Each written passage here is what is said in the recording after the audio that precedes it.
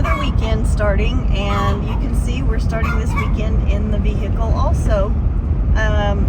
We have several goals this weekend, and one of them is to get a fence around the first garden. And to do that, you know, we have a tractor now, but we're getting old and tired, and we're just thinking it'd be a whole lot easier to dig those fence post holes with an auger on the back of the tractor. Sorry about the bouncing around, Dave's driving. So we're on our way to buy an auger to put on the back of the tractor because we can. And we're gonna keep you with us this weekend as we work on different things. So one of our goals is to get the fence around the garden. We may have to redo this, it's bouncing so much. Oh my goodness. Yeah, let's Real just do life. this. I don't know if I can keep the phone on us, we're bouncing so much. But anyway, one of our goals is to get the fence around garden number 1. One of our goals is to start putting the garden beds together that I cut already. Get a grip. One of our goals is to use the tractor to flatten out the area where these garden beds are going to go. I think that the actual putting the garden beds together and getting them where they belong is not going to be that big a deal. It's not going to be a huge time consuming or energy consuming task, but that's just one small part of what needs done. So we still, at this moment, we don't know where the gravel is coming from for the walkways. We don't know where the metal for the inside of the beds is coming from. And we still have to work on how we're going to fill the garden beds. And we'll have some interesting thoughts on that will take you along and show you what we're going to do. And other than that, we're just going to be working this weekend, so we'll bring you along and probably make multiple videos out of this weekend. Yeah, I just wanted to show you guys how beautiful the sky is today. So beautiful blue with the white puffy clouds. Last night we sat out at the edge of the woods until almost midnight watching the northern lights, which is unusual for central Indiana, but I'm sure you all have heard that we had a G5 electromagnetic storm or whatever that is, and we were able to get some cool pictures. I'll put some up here. Here I am, sitting in the truck, and Dave is not, because he had to run back into the store to get the oil that's needed for the gearbox for the auger. Yeah, it's 1 o'clock in the afternoon on Saturday, and I think this is why we never get anything done, because even though we got up at 8:30, that's not really late, but then we had to drink coffee, and then we had to talk about what we were going to do today, and then we had to feed the chickens and feed the dogs and water the chickens and gather eggs and things like that. And then, you know, we had to come to town to get this, and it took a while to get it and to get it loaded. And then we had to look through and make sure that all of the things needed were actually included in the box. And then we figured out that the oil is not. So anyway, he's run back in to get that.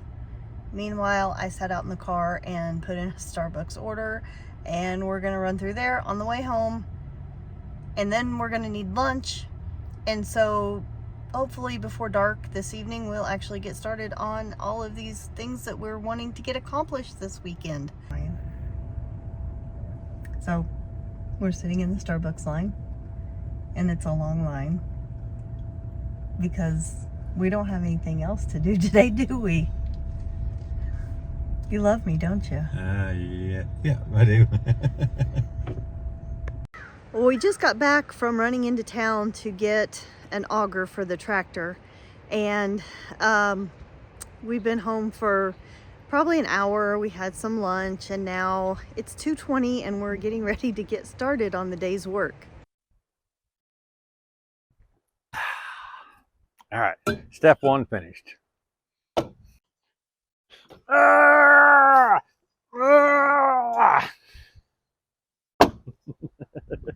They used to be so easy when I was younger. All right, 7 pieces. It can't be that bad, right?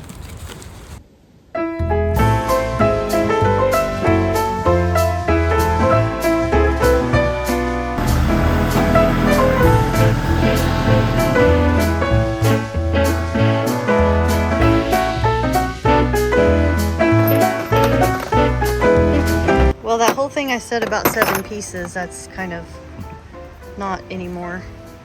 There's all these little things that go somewhere, but Dave's going to tell you where those go. The first step we're going to do is we're going to take the A-frame assembly and attach it to the tractor 3-point arms.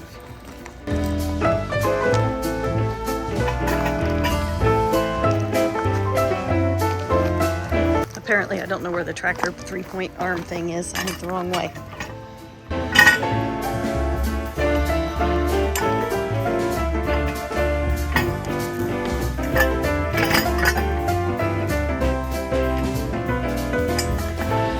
Okay, so I couldn't just run that in there right there. I thought I'd just take the bolt out and get that in there that way.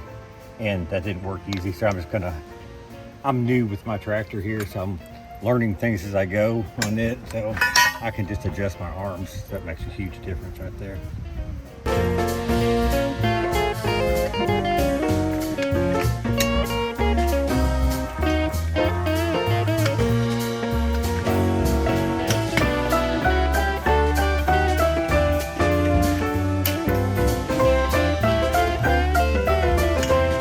Doesn't everybody love the feeling when you try to close on these things?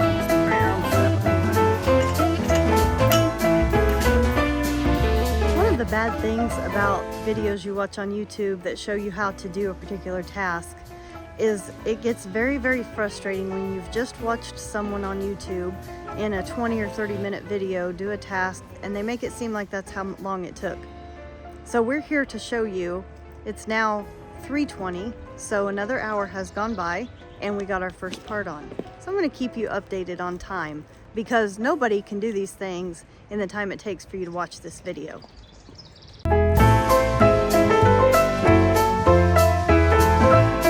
going to go ahead and hook the boom up to the tractor.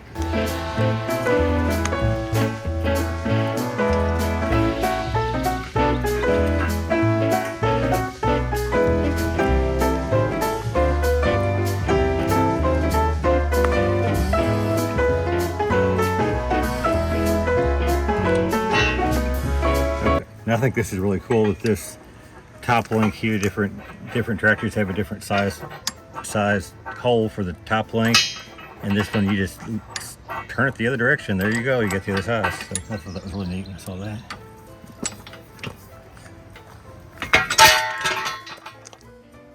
Edit, cut. I feel like I need to help you.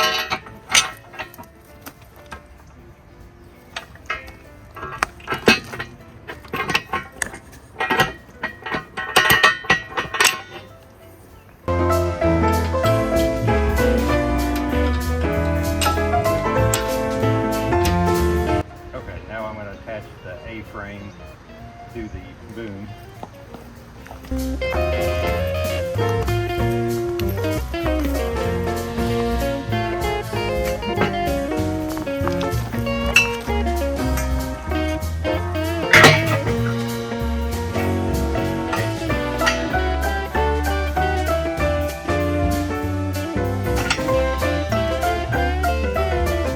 In their illustration, I got it hooked up to the second one. You know, that once we get everything put together, and especially when we get an auger on there like that, that could change which one we want it to be on based on how the geometry of everything works together. I'll probably definitely get my ROPS up because this will come up into the way there as I come around.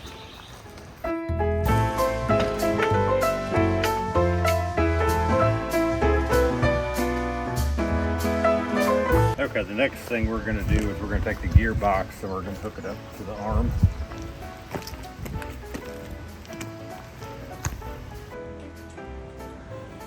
Okay, we did cut on that one there because that was a spot that I did need a second set of hands there.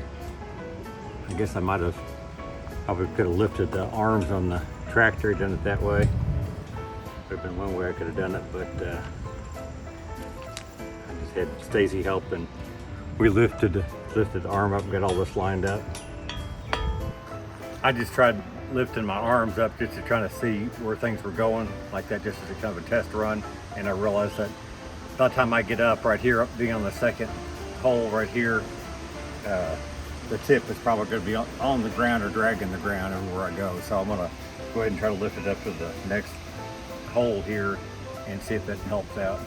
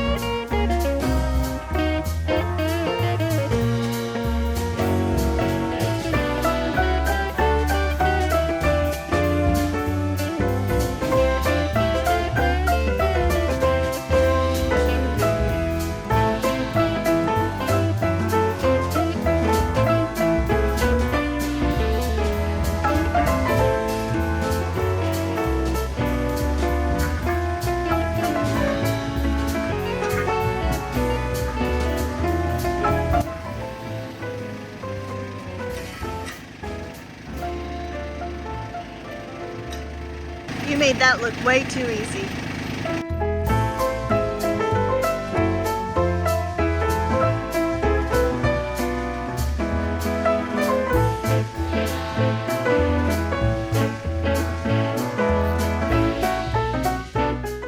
So as always, I always put things together twice. That way the second time I get faster and faster. I realized as soon as I started looking forward that I needed to have this protective shroud right here put on before we did all this, and I did not do that, so I'm going to do that real quick right now. So we're popping this back off here.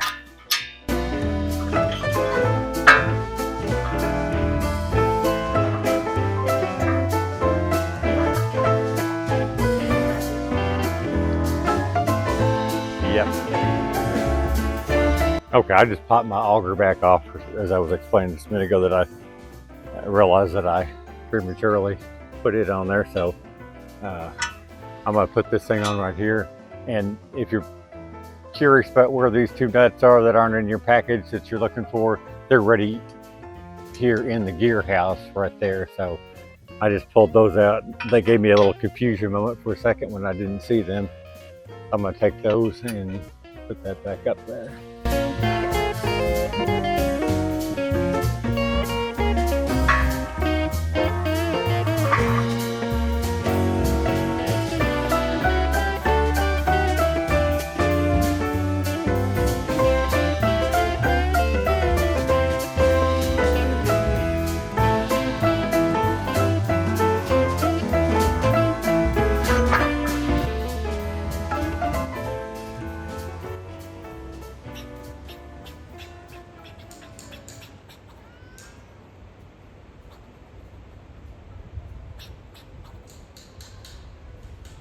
All right, the auger is back on.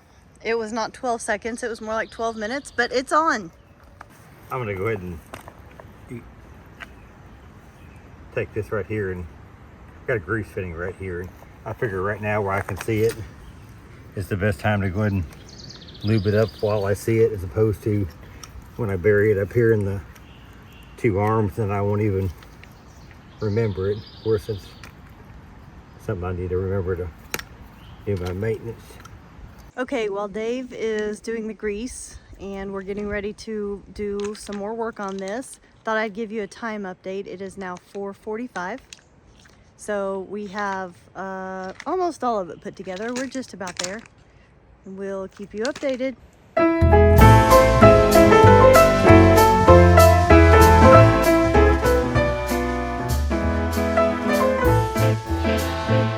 Okay, right off camera there, we went ahead and stuck our PTO shaft up there because I started to hold it up there myself, and I realized that I was definitely going to need a second set of hands. So I did get the thing put on there, and they've got the bolt put in there, and it's stuck in right there, and that we're getting ready to go do this end down here. And this other end down here, it depends upon what kind of shaft you have. Some of them have little retainer clips that hold them in place, but this one right here has a similar to a the way you do a pressure cable, like on a air hose or something like that. It's got the little thing that retracts that you pull back before it locks in. So that's what we got to do down here, is get this one locked in. That's pulling back there, and then we got to push that up in place. There, we got it. And you definitely want to make sure that you got that good. Not that you start putting horsepower to it and then your PTO shaft's flinging around in circles. The next stage we're going to do is I'm going to go ahead and fill up my PTO gearbox here. And as of course I just opened both these up just to see what's in there now, and it's empty. They ship it with no oil. I guess that's for shipping purposes. So I've got the gear oil, and that's a big thing to know if you're getting ready to order these things, just to make sure that you purchase gear oil. ADW90 is what it called for. So that's what I'm putting in it.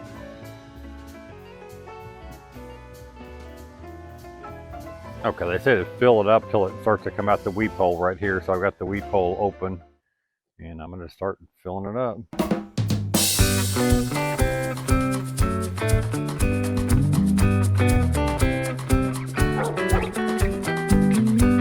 So we came to like a little hiccup in trying to put this thing together, and if you get close up here to this instruction manual here, right there. Okay, sorry. And we see that figure 3.1 right there. In that location right there, there was this little bitty thing about that long, which is no ways as long as what they were showing right there. And from what I can gather, what they're saying that piece is for is it runs in there, and when and if you ever did hit something and shear this in two, that this wouldn't come flying off. It's, I guess, to catch, there's a little, I remember there's a little lip on the end of this shaft here.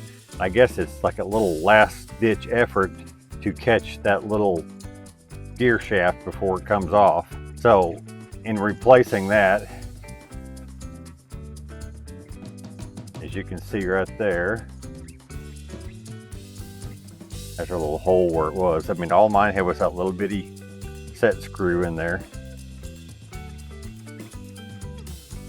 That's a little bitty Allen wrench key hole, whatever you want to call it, that was stuck back in there.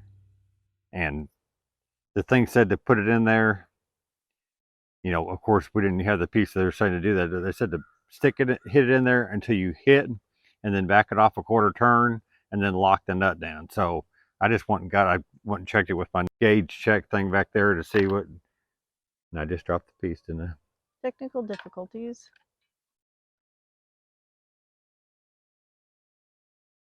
And this is just a quarter 20 bolt. So I just grabbed a quarter 20. I can only edit so much out. A quarter 20 bolt. Comedy's good right there. So anyway, there I just felt I just bottomed out right there. So that means I've just hit the back of that thing there. So I guess I'm just going to back it off a quarter turn like that.